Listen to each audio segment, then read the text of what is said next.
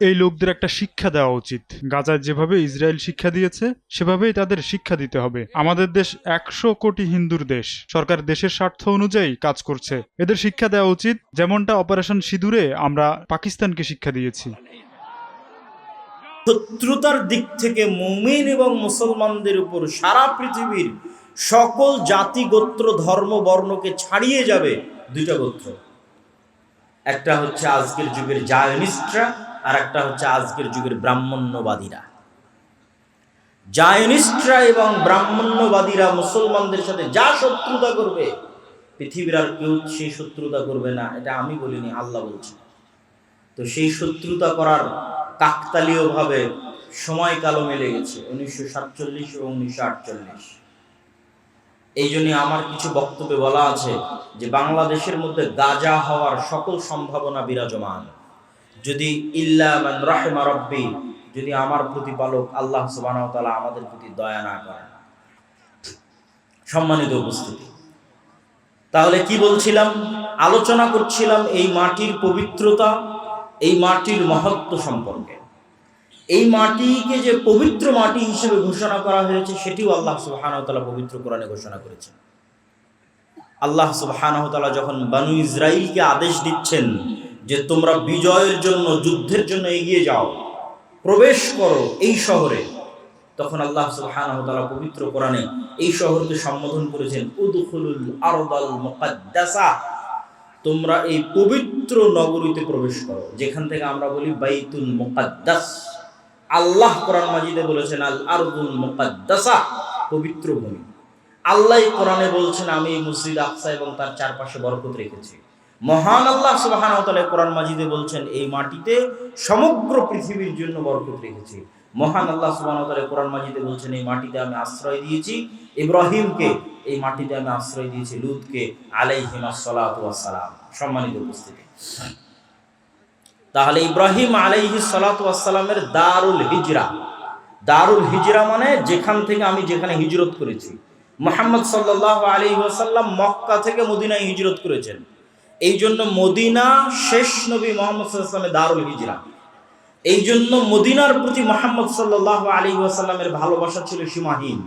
এই জন্য ইসলাম কিয়ামত পর্যন্ত টিকে থাকবে, কোথাও যদি না থাকে মদিনায় থাকবে।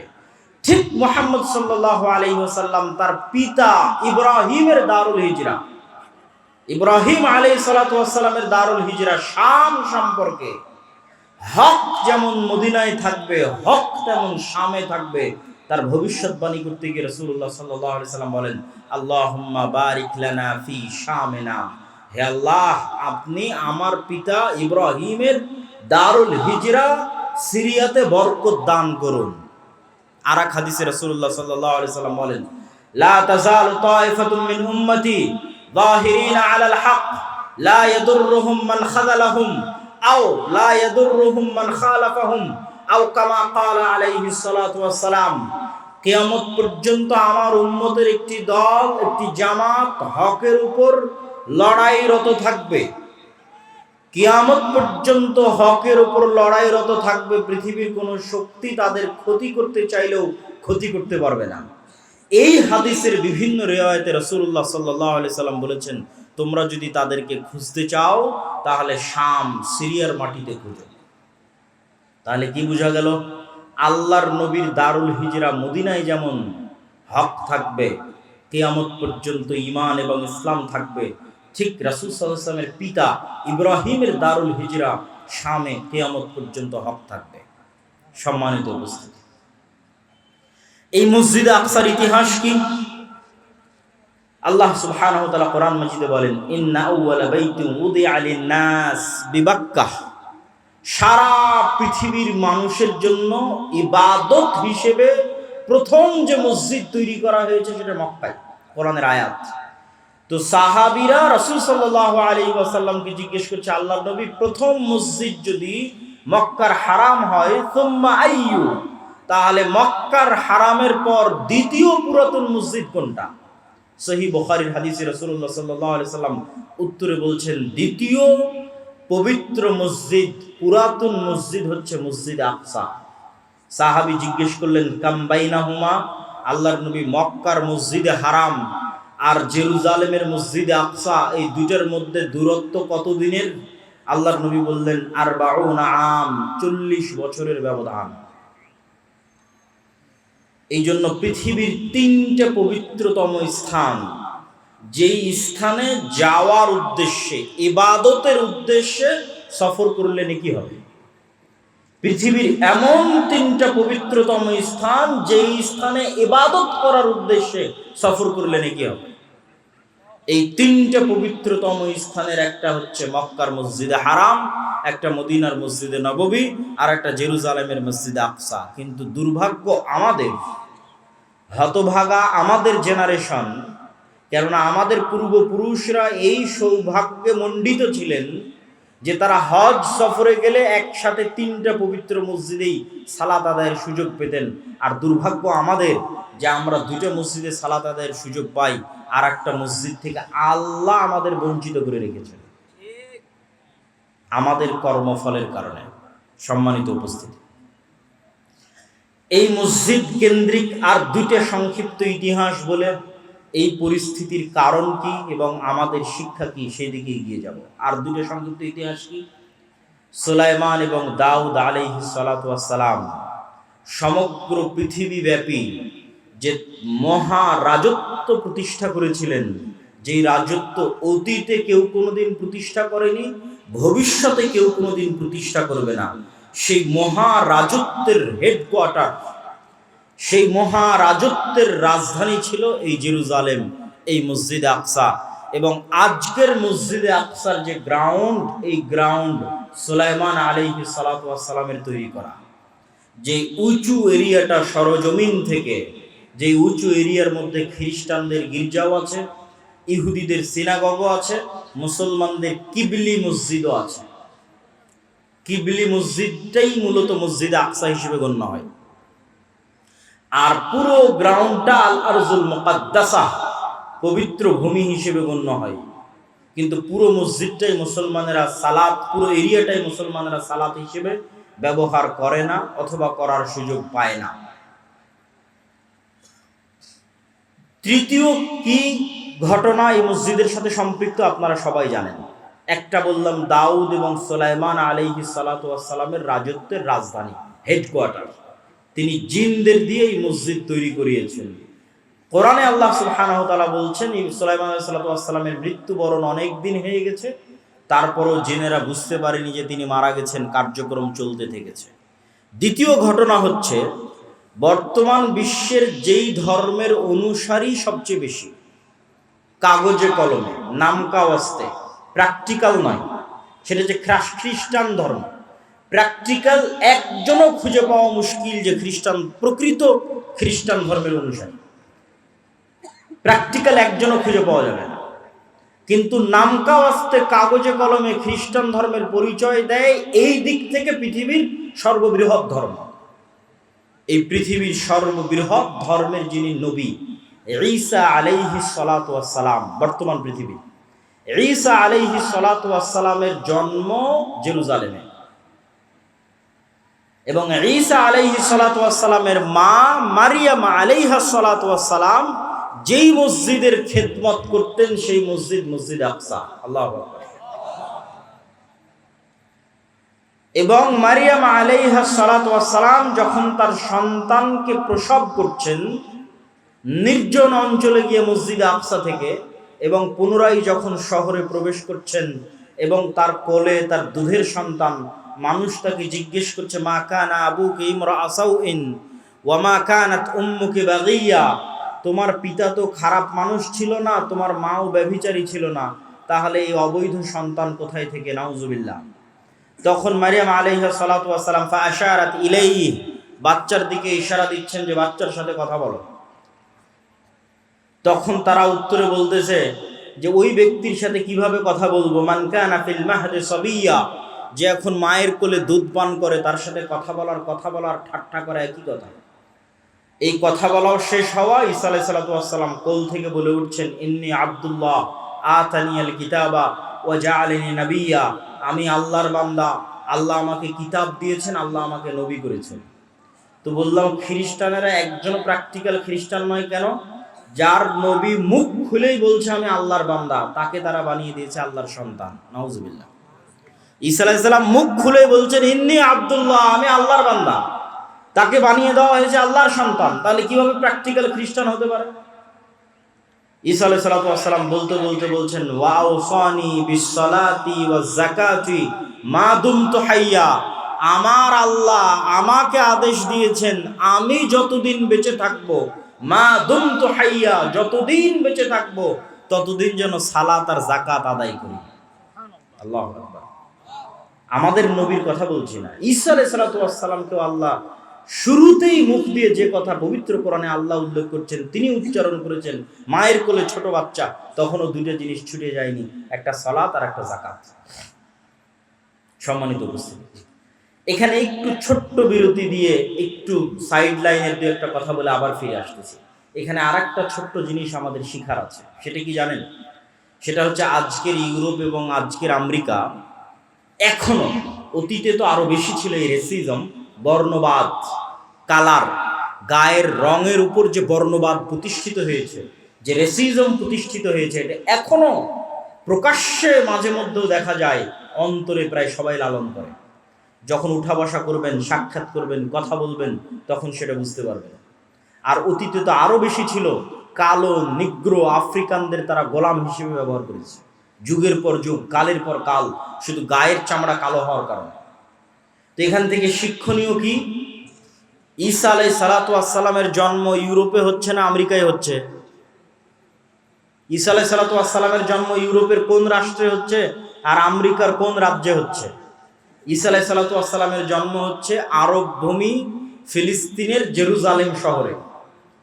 তাহলে ঈসা আলাইহিস সালামের গায়ের রং ইউরোপিয়ান আমেরিকানদের মতো? কথা বলেন, ইউরোপিয়ান আমেরিকানদের মতো না। ঈসা আলাইহিস সালামের গায়ের রং মুহাম্মদ সাল্লাল্লাহু আলাইহি ওয়াসাল্লামের মতো, ইব্রাহিম আলাইহিস সালামের মতো, মেটে সাদা, শ্যামা সাদা, ধবধবে হলদে যে সাদা ইউরোপিয়ান এবং আমেরিকানদের গায়ের রং, যেটা নিয়ে তারা গর্ব করে, সেটা তাদের নবীরই গায়ের রং নয়। তারা যাকে নবী হিসেবে বিশ্বাস করে সেই নবীর গায়ের রং সেটা নয়। তাদের নবী একজন এশিয়ান, তাদের নবী একজন অ্যারাবিয়ান, তাদের নবী একজন সেমেটিক। সম্মানিত উপস্থিতি, ইব্রাহিম আলাইহিস সালামের সন্তান ঈসা আলাইহিস সালাম। এবার আমরা আসি, এই যে মহাপবিত্র ভূমি, এই মহাপবিত্র ভূমি আমাদের হাতছাড়া হয়েছে কেন? কিভাবে হাতছাড়া হলো? একটা ছোট্ট ঘটনা বলে সেই কারণের বিশ্লেষণে চলে যাব। ওমর ইবনুল খাত্তাব রাদিয়াল্লাহু তাআলা আনহু যখন জেরুজালেম বিজয় করেন, তখন আবু উবাইদা ইবনুল জাররাহ চিঠি লিখেছেন আমিরুল মুমিনিন খলিফাতুল মুসলিমিনের কাছে। সেই দিন জেরুজালেম ঘেরাও করে রেখেছিল যতজন মুজাহিদ, তার মধ্যে 4000 শুধু ছিল সাহাবী, 4000 শুধু ছিল সাহাবী, যারা জেরুজালেম ঘেরাও করে রেখেছিলেন। চিঠি লেখা হয়েছে আপনি নিজে উপস্থিত হলে চাবি হস্তান্তর হবে, আপনি নিজে উপস্থিত না হলে চাবি হস্তান্তর হবে না। তো ওমর রাদিয়াল্লাহু তাআলা মদিনা থেকে রওনা করেছেন প্রায় 1200 থেকে 1500 কিলোমিটারের পথ জেরুজালেমে পৌঁছার উদ্দেশ্যে। তো যখন তিনি পৌঁছাচ্ছেন, সহিহ সূত্রে প্রমাণিত যে তখন তিনি উটের যে লাগাম আছে সেই লাগাম ধরে টানছিলেন, আর তার গোলামকে উটের পিঠে বসিয়ে রেখেছিলেন, আর তার পোশাক ছিল জীর্ণ শীর্ণ। তো আবু উবাইদা ইবনুল জাররাহ হন্তদন্ত হয়ে ওমর রাদিয়াল্লাহু তাআলার নিকটে ছুটে গেছেন। ছুটে গিয়ে বলছেন যে ইন্নার রওমা ইয়ানজুরু ইলাইনা নাজরাতা কিল্লাহ, আজকে আপনি যে পোশাক পরে এসেছেন আর যে অবস্থায় প্রবেশ করছেন আমিরুল মুমিনিন, আজকে জানেন কি বিজয় হচ্ছে? রোমান এম্পায়ারের সবচেয়ে বড় তীর্থস্থল, রোমান এম্পায়ারের সবচেয়ে বড় তীর্থস্থল জেরুজালেম আপনি বিজয় করছেন। হাজার হাজার পাদ্রী এখানে অপেক্ষমান আছে। আজকে আপনি যে অবস্থায় উপস্থিত হয়েছেন, এটা তো মুসলমানদের মান সম্মান নষ্ট করে দিবে। ওমর রাদিয়াল্লাহু তাআলা বলছেন, তুমি না বলে অন্য কেউ যদি এই কথা বলতো আমি কষ্ট পেতাম না। আমরা জাহিলি যুগে দুনিয়ার কোনো মানুষ আমাদের চিনত না। আজকে মরুভূমির এক রাখালকে আল্লাহ সুবহানাহু ওয়া তাআলা কোথায় নিয়ে গেছে? একজন অপরিচিত, অজানা, অচেনা মরুভূমির একজন ব্যক্তিকে আল্লাহ সুবহানাহু ওয়া তাআলা আজকে এমন জায়গায় নিয়ে গেছে যে তার হাতে রোমান এম্পায়ারের সবচেয়ে বড় তীর্থস্থল জেরুজালেম বিজয় হচ্ছে। এই সম্মান, পোশাক আশাক, কাপড় চোপড়, ধন দৌলত ইত্যাদি দিয়ে আসেনি। আ'আজ্জানাল্লাহু বিল ইসলাম, কোন রিওয়ায়াতে আছে বিকিতাবিল্লাহ, আল্লাহ আমাদেরকে সম্মান দিয়েছে কোরআনের অনুসরণের কারণে, ইসলামের অনুসরণের কারণে। বলেন আল্লাহু আকবার। তাহলে মুসলমানেরা জেরুজালেম শক্তি দিয়ে, ক্ষমতা দিয়ে, বুদ্ধি দিয়ে, কৌশল দিয়ে জেরুজালেম বিজয় করেনি। আল্লাহ ভরসা, আল্লাহ ভীরুতা দিয়ে জেরুজালেম বিজয় করেছে। আজকে মুসলমানদের কাছে শক্তির অভাব নাই। আজকে 57টা মুসলিম দেশের যা শক্তি, এই সকল শক্তি একত্রিত করলে আমার মনে হয় না উমাইয়া শাসন আমলে, আমার মনে হয় না আব্বাসীয় শাসন আমলে, আমার মনে হয় না খোলাফায়ে রাশিদিনের শাসন আমলে এর 60% শক্তি মুসলমানদের ছিল। আজকে মুসলমানদের দুনিয়াবি যা শক্তি, তার 60% শক্তি আমার মনে হয় না উমাইয়া, আব্বাসীয়, খোলাফায়ে রাশিদিনের শাসন আমলে ছিল, অথবা সুলতান সালাহুদ্দিন আইয়ুবীর হাতে ছিল। কিন্তু তাদের কাছে ছিল আল্লাহ ভরসা, আল্লাহ ভীতি, আল্লাহ ভীরুতা। আমাদের কাছে দুনিয়াবি সকল পথপন্থা আছে, কিন্তু ওই দুইটা জিনিস আমরা হারিয়ে ফেলেছি, আল্লাহ ভরসা এবং আল্লাহ ভীরুতা, তাকওয়া, পরহেজগারিতা এবং তাওয়াক্কুল আলাল্লাহ।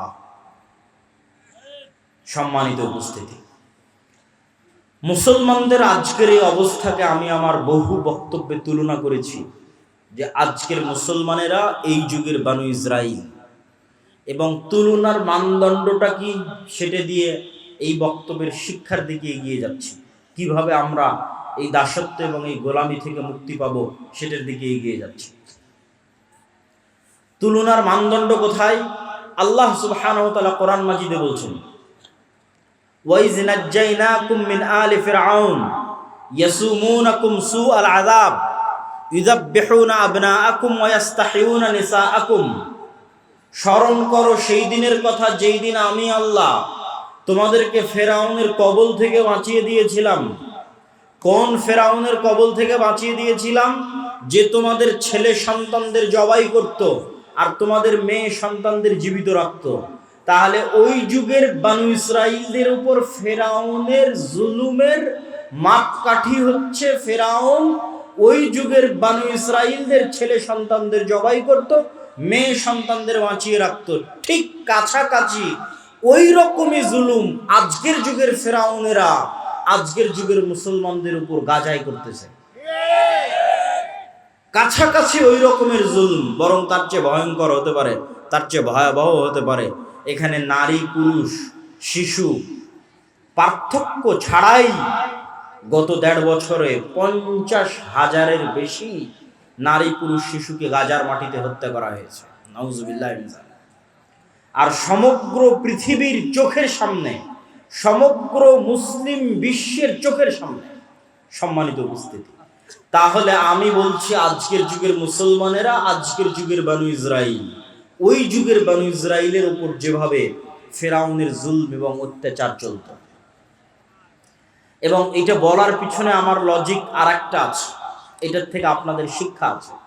সেই লজিকটা হচ্ছে, পবিত্র কোরআন খুলেন, সূরা বাকারা পড়েন।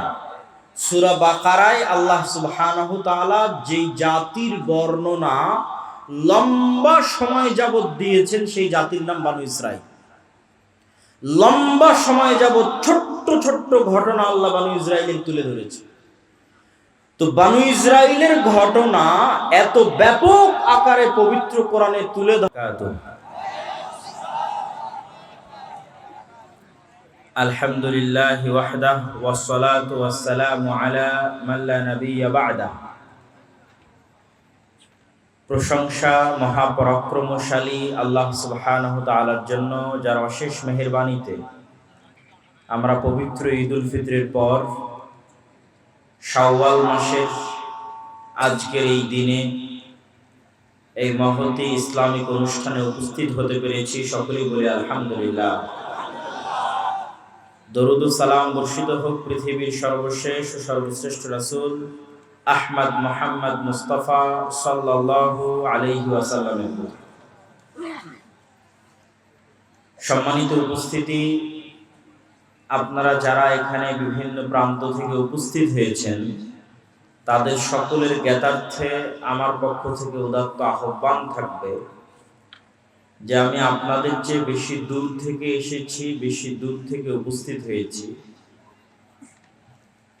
সুতরাং আপনাদের যাওয়ার যত তাড়াহুড়া আছে তার চেয়ে বেশি আমার আছে।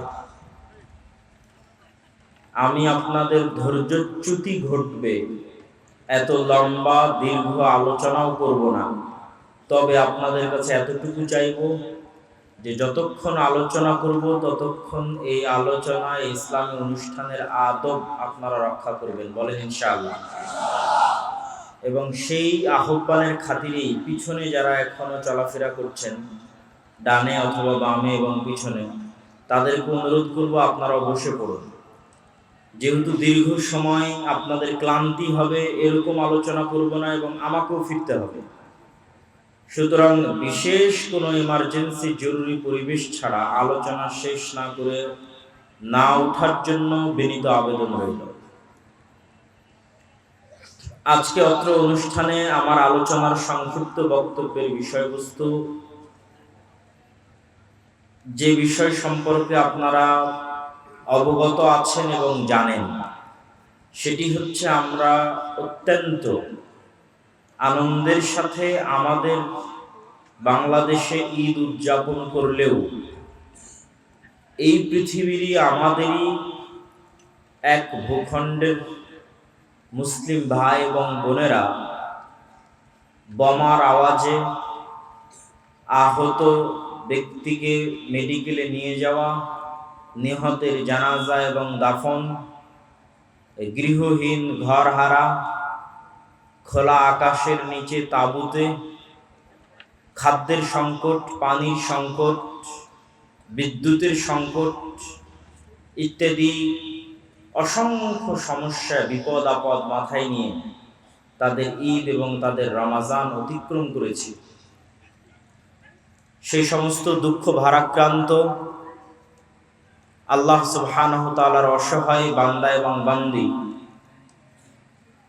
তারা যে অঞ্চলে বসবাস করছে সেই অঞ্চলের সংক্ষিপ্ত ইতিহাস এবং তা থেকে আমাদের শিক্ষণীয়। আল্লাহ সুবহানাহু তাআলা পবিত্র কোরআন মাজিদে বলেন, সুবহানাল্লাযী আসরা বিআবদিহি লাইলাম মিনাল মাসজিদিল হারামি ইলাল মাসজিদিল আকসা। মহাপবিত্র সেই সত্তা যিনি তার বান্দাকে, তার বান্দা মানে কে? মুহাম্মদ সাল্লাল্লাহু আলাইহি ওয়াসাল্লাম।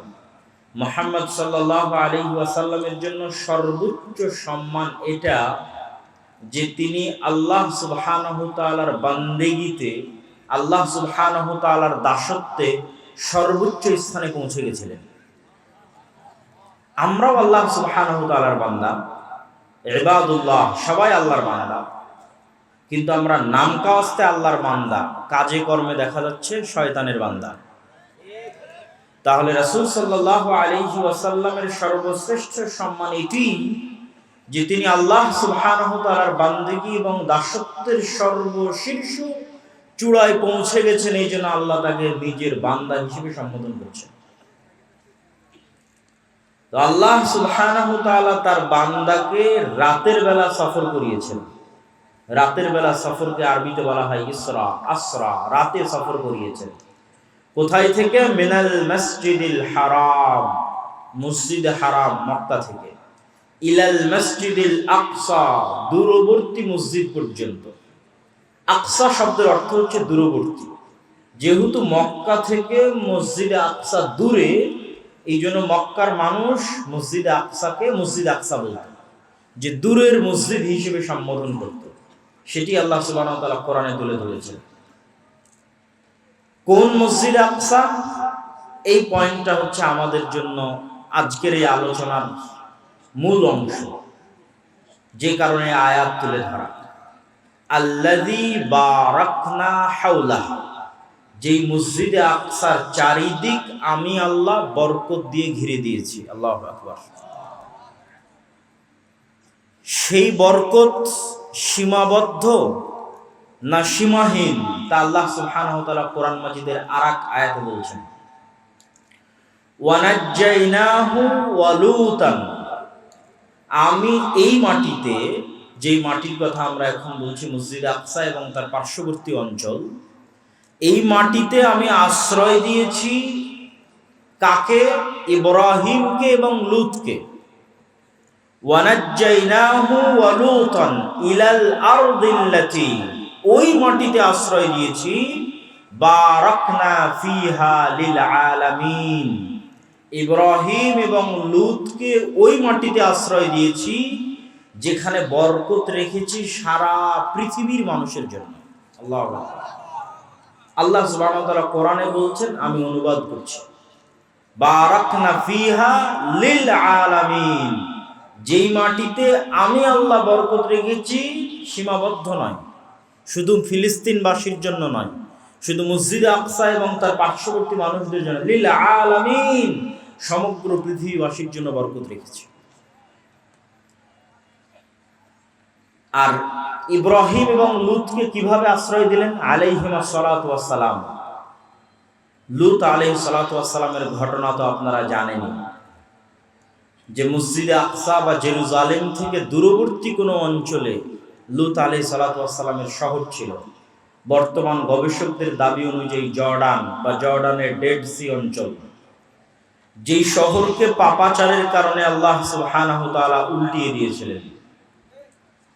আলিয়াহা সাফিলাহা, যার উঁচু স্থান নিচু করে দিয়েছেন এবং নিচুটা উঁচু করে দিয়েছেন, উল্টিয়ে দিয়েছেন, এবং তাদের উপর বৃষ্টি বর্ষণ হয়েছে, আগুনের অগ্নি বৃষ্টি বর্ষণ হয়েছে। তো এই ধ্বংসযজ্ঞ চালানোর পর লূত আলাইহিস সালাতু ওয়াস সালামকে আল্লাহ কোথায় আশ্রয় দিলেন? লূত আলাইহিস সালামকে যে আল্লাহ বাঁচালেন, তার সাথে থাকা ঈমানদারদের বাঁচালেন, তো আল্লাহ বলছেন আমি তাদেরকে ধ্বংস থেকে বাঁচিয়ে এই পবিত্র ভূমিতে আশ্রয় দিয়েছি, যেটা মসজিদ আকসা এবং তার পার্শ্ববর্তী অঞ্চল। আর একজন কাকে আশ্রয় দিয়েছি? ওয়ানাজ্জাইনাহু, আয়ের মার্জি হচ্ছে ইব্রাহিম। ইব্রাহিম আলাইহিস সালাতু ওয়াস সালামকে আশ্রয় দিয়েছি। কিভাবে? ইব্রাহিম আলাইহিস সালাতু ওয়াস সালামের পিতৃস্থল হচ্ছে বর্তমান ইরাকের রাজধানী বাগদাদ থেকে অনতিদূরে, যেই বাগদাদকে আল্লাহ সুবহানাহু ওয়া তাআলা কোরআন মাজিদে বলেছেন বাবেল, ওয়া মা উনজিলা মিনাল মালাকাইনি, আল্লাহ দুইজন ফেরেশতা অবতীর্ণ করেছিলেন হারুত এবং মারুত নামে বিবাবেল, বাবেল নগরীতে অবতীর্ণ করেছিলেন। সেই বাবেলকেই আজকে বলা হয় বাগদাদ। এই বাগদাদ বা বাবেল নগরীর নিকটবর্তী কোন অঞ্চল হচ্ছে ইব্রাহিম আলাইহিস সালাতু ওয়াস সালামের পিতৃপুরুষের আবাসস্থল। যখন ইব্রাহিম আলাইহিস সালাতু ওয়াস সালামের পিতা তাকে তার বাড়ি থেকে বের করে দিলেন, তথা বাগদাদ থেকে বের করে দিলেন, তথা ইরাক থেকে বের করে দিলেন, তখন আল্লাহ কোরআনে বলছেন আমি ইব্রাহিমকে আশ্রয় দিয়েছি এই পবিত্র মাটিতে। আল্লাহু আকবার। তথা মসজিদ আকসা এবং তার পার্শ্ববর্তী অঞ্চল, যেটাকে রাসূল সাল্লাল্লাহু আলাইহি ওয়াসাল্লাম হাদিসে বলেছেন শাম, সিরিয়া। আজকের শাম রাসূল সাল্লাল্লাহু আলাইহি ওয়াসাল্লামের শাম নয়। রাসূলুল্লাহ সাল্লাল্লাহু আলাইহি ওয়াসাল্লাম যতবার শাম বলবেন ততবার আজকের সিরিয়া, তার সাথে আজকের ফিলিস্তিন, আজকের লেবানন, আজকের জর্ডান, আজকের ইসরায়েল, এই 4-5টা সকল রাষ্ট্রগুলো রাসূল সাল্লাল্লাহু আলাইহি ওয়াসাল্লামের শামের অন্তর্ভুক্ত। একই এরিয়া, একই অঞ্চল, একই কালচার। ব্রিটিশরা ছোট্ট ছোট্ট টুকরা করে ভেঙে ভেঙে ভেঙে ভেঙে তার মধ্যে থেকে 1948 সালে মধ্যপ্রাচ্যের বিস্ফোরা ইসরায়েলকে তৈরি করেছে। যেমন ভাবে 1947 সালে এই বিশাল মুসলমানদের ভারত উপমহাদেশকে ভেঙে টুকরো করে হিন্দুত্ববাদী ভারত তৈরি করেছে, ঠিক মুসলমানদের বিশাল আরব স্বাধীন অঞ্চলকে ভেঙে টুকরো টুকরো করে ইসরায়েলকে তৈরি করেছে। 1 বছরের ব্যবধান, 1947 এবং 1948। আর আল্লাহ সুবহানাহু ওয়া তাআলা আবার পবিত্র কোরআনে বলছেন যা কাকতালীয়ভাবে মিলে গেছে। আল্লাহ সুবহানাহু ওয়া তাআলা আবার পবিত্র কোরআনে বলছেন যে মুমিনদের উপর যারা আসাদ্দুন নাস আদাওয়া করে, যে এমন একদিন আসবে যেই দিন বানু ইসমাইল বানু ইসরাইলের মতো হয়ে যাবে। সেই দিন যেন তারা বানু ইসরাইলের এই 4000 বছর আগের ঘটনা থেকে শিক্ষা নেয়। এই জন্য উম্মতে মুহাম্মাদীর শিক্ষার জন্য বানু ইসরাইলের এত লম্বা ঘটনা আল্লাহ সুবহানাহু ওয়া তাআলা কোরআন মাজিদে তুলে দিলেন, যেন একদিন আসতে পারে যেই দিন উম্মতে মুহাম্মাদীর অবস্থা বানু ইসরাইলের মতো হতে পারে। দুই একটা কথা কি বানু ইসরাইলের, তাহলে আপনি উম্মতে মুহাম্মাদীর সাথে মিলাতে পারবেন। বানু ইসরাইলের দুই একটা কথা হচ্ছে আল্লাহ সুবহানাহু ওয়া তাআলা কোরআনে সূরা বাকারায় যেভাবে তুলে ধরেছেন, আমি শুধু দুই একটা উদাহরণ দেব। বিস্তারিত আপনি সূরা বাকারাও পড়তে পারেন, বিস্তারিত আমার বই সমসাময়িক মুসলিম বিশ্ব এবং ফিলিস্তিনেও পড়তে পারেন। কি সেই ঘটনা? সেই ঘটনা হচ্ছে বানু ইসরাইলেরা চোখের সামনে দেখলো ফেরাউন ডুবে গেছে। চোখের সামনে নিজে চোখে দেখেছে ফেরাউনকে ডুবতে। কোন ফেরাউন? যে ফেরাউন তাদের ছেলে সন্তানদের জবাই করত, মেয়েদের বাঁচিয়ে রাখত। এই চোখের সামনে ফেরাউনকে ডুবতে দেখার পরও বানু ইসরাইল মূসা আলাইহিস সালাতু ওয়াস সালামকে বলছে, লান নুমিনা লাকা হাত্তা নারাল্লাহ জাহরা। মূসা, ততক্ষণ পর্যন্ত তোমার আল্লাহর উপর ঈমান আনয়ন করব না যতক্ষণ না স্বচক্ষে তোমার আল্লাহকে না দেখছি। নাউজুবিল্লাহি মিন যালিক। এরা স্বচক্ষে ফেরাউনকে ডুবতে দেখেছে। ফেরাউনকে স্বচক্ষে ডুবতে দেখার পর নবীকে বলছে, তোমার তাওরাত বিশ্বাস করি না, তোমার আল্লাহর কথা বিশ্বাস করি না স্বচক্ষে যতক্ষণ আল্লাহকে না দেখব। লোহিত সাগর পার হয়ে আজকের যে বিশাল মরুভূমি আছে, সিনাই মরুভূমি, এই বিশাল সিনাই মরুভূমিতেই মূসা আলাইহিস সালাতু ওয়াস সালাম বানু ইসরাইলকে নিয়ে ঘুরপাক খাচ্ছেন। তো একদিকে লোহিত সাগরের লবণাক্ত পানি, আর মরুভূমিতে পানি আসবে কোথায় থেকে? ওয়াইজ ইসতাসকা মূসা লিকওমিহি ফাকুল নাযরিব বিআসাকাল হাজার ফানফাজারাত মিনহু ইসনাতা আশারাতা আইনা। যখন মূসার কওম মূসাকে বলল পানির ব্যবস্থা করে দাও, তখন আমি মূসাকে বললাম, মূসা লাঠি দিয়ে পাথরে আঘাত করো। মূসা আলাইহিস সালাতু ওয়াস সালাম লাঠি দিয়ে পাথরে আঘাত করলেন। তখন বানু ইসরাইলের জন্য 12টা ঝর্ণা তৈরি হলো। 12টা ঝর্ণা কেন, কে বলতে পারবেন? ইয়াকুব আলাইহিস সালাতু ওয়াস সালামের 12 সন্তানের জন্য, ইউসুফ আলাইহিস সালাতু ওয়াস সালামে সহ 12 ভাইয়ের জন্য। মানে ঘটনার ধারা হয়তো মিলাতে পারেননি, আমি সুন্দর করে মিলিয়ে দিই। ইব্রাহিম আলাইহিস সালাতু ওয়াস সালামের সন্তান ইসহাক, ইসহাক আলাইহিস সালাতু ওয়াস সালামের সন্তান ইয়াকুব, ইয়াকুব আলাইহিস সালাতু ওয়াস সালামের সন্তান ইউসুফ। এতদূর পর্যন্ত সবাই জেরুজালেমে আছে, মানে ফিলিস্তিনে আছে, আজকের মসজিদে আকসা এবং তার আশেপাশে আছে। ইউসুফ আলাইহিস সালাম কুয়াতে ভাইয়েরা ফেলে দিল, মিশরের বাজারে বিক্রি হয়ে গেলেন। তারপরে ইউসুফ আলাইহিস সালাম যখন বাপের সাথে মিলিত হয়ে গেলেন, তখন পুরো বংশ জেরুজালেম ফিলিস্তিন থেকে কোথায় চলে গেল? মিশরে চলে গেল। ইউসুফ আলাইহিস সালাতু ওয়াস সালামের 400 বছর পর মিশরে মূসা আলাইহিস সালাম আসতেছে। ইউসুফ আলাইহিস সালাতু ওয়াস সালামের 350 400 বছর পর ইউসুফ আলাইহিস সালামের ভাইদের বংশেই, ইয়াকুব আলাইহিস সালাতু ওয়াস সালামের সন্তানদের বংশেই 400 বছরের বংশ এত বড় হয়ে গেছে। 12 ভাইয়ের সন্তান, সন্তান তার সন্তান, তার সন্তান, তার সন্তান, সব নবীর সন্তান। যারা বলতেছে যে আল্লাহকে না দেখা পর্যন্ত ঈমান আনয়ন করব না, এরা ইব্রাহিম আলাইহিস সালাতু ওয়াস সালামের সন্তান। এরা ইউসুফ আলাইহিস সালাতু ওয়াস সালাম এবং তার ভাইদের সন্তান 400 বছর পর। যারা বলতেছে তোমার আল্লাহকে বলো যে পানির ব্যবস্থা করে দিতে, তখন আল্লাহ মূসা আলাইহিস সালাতু ওয়াস সালামকে বললেন লাঠি দিয়ে পাথরে আঘাত করো। তো 12টা ঝর্ণা তৈরি হলো। 12টা ঝর্ণা কাদের সম্মানে? 12 ভাইয়ের, 12 গোত্রের, 12 বংশের সম্মানে। এমনকি মুফাসসিরিনে কেরাম লিখছে, যখন মূসা আলাইহিস সালাতু ওয়াস সালাম সমুদ্রের লাঠি দিয়ে আঘাত করেন, তখন একটা রাস্তা নয় 12টা রাস্তা তৈরি হয়েছিল। ইয়াকুব আলাইহিস সালামের 12 সন্তানের 12 বংশধরের সম্মানে 12টা রাস্তা তৈরি হয়েছিল। তারা বলতেছে যে আল্লাহকে ততক্ষণ ঈমান করবো না যতক্ষণ না দেখবো। তাদের আরেকটা উদাহরণ দেখেন তো, যেহেতু মরুভূমি, খাবারের কোনো ব্যবস্থা নাই, তো আল্লাহ আসমান থেকে মান্না এবং সালোয়া ব্যবস্থা করে দিয়েছে খাবারের জন্য।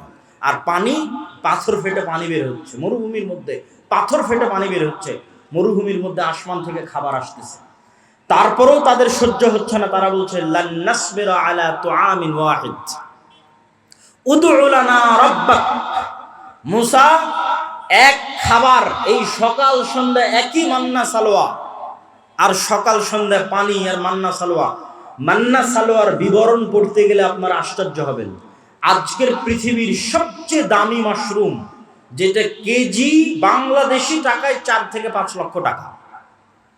আজকের বাংলাদেশি টাকায় পৃথিবীর যেটা সবচেয়ে দামি মাশরুম, বিশেষ সময়ে বিশেষ কালে উৎপাদিত হয়, সেই মাশরুম আর বিশেষ এক পাখির গোস্ত হচ্ছে মান্না সালোয়া, যার 1 কেজির দাম বাংলা টাকায় 4 থেকে 5 লক্ষ টাকা।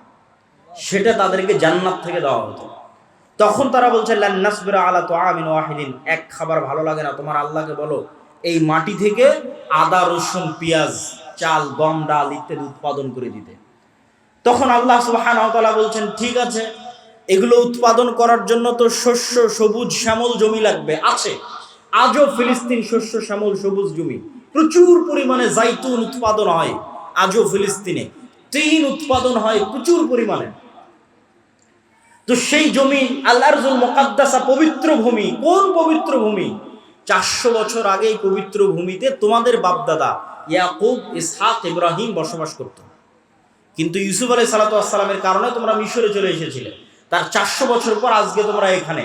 তো এই মাটি তোমাদের, তোমরা এখন সেই মাটি বিজয়ের জন্য যুদ্ধ অবতীর্ণ হও। তখন এরা সব নবীর সন্তান, তারা বলতেছে মুসা আলাইহিস সালাতু ওয়াস সালামকে, ইযহাব আনতা ওয়া রাব্বুকা ফাকাতিলা, মুসা তুমি আর তোমার আল্লাহ গিয়ে যুদ্ধ করো। নাউজুবিল্লাহ। তাহলে খালি বনু ইসরাইলের 2-1টা ঘটনার উদাহরণ দিলাম, যেই ঘটনাগুলো আল্লাহ কোরআনে বলেছেন সূরা বাকারাতে। আমি 2-1টা করে আয়াত পড়েছি আর সেখান থেকে অনুবাদ করেছি। তাহলে এবার বলেন তো, নবীদের সন্তানেরা 400 বছরে এতটা সংকীর্ণ মনা, এতটা ন্যারো মাইন্ডেড, এতটা আত্মমর্যাদাহীন, এতটা আত্মসম্মানহীন, এতটা গোলামের স্বভাবে কিভাবে তাদের চরিত্র পরিবর্তন হয়ে গেল? আমি যখন প্রথম ইউরোপ যাই তখন মূলত